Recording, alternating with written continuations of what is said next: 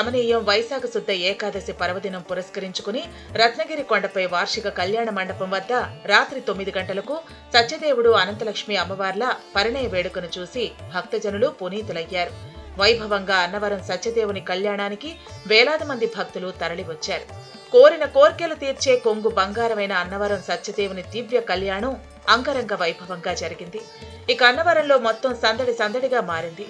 కళ్యాణం కమనీయం వైశాఖ శుద్ధ ఏకాదశి పర్వదినం పురస్కరించుకుని రత్నగిరి కొండపై వార్షిక కళ్యాణ మండపం వద్ద రాత్రి 9 గంటలకు సత్యదేవుడు అనంతలక్ష్మి అమ్మవార్ల పరిణయ వేడుకను చూసి భక్తజనులు పునీతులయ్యారు.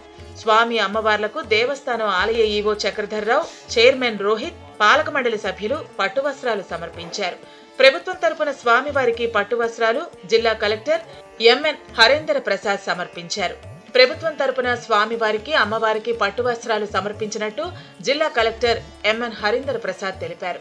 ఆలయ వేద పండితులు, అర్చకులు, పురోహితులు, పెద్దలు స్వామివారి కళ్యాణ క్రతువుని శాస్త్రోక్తంగా జరిపారు.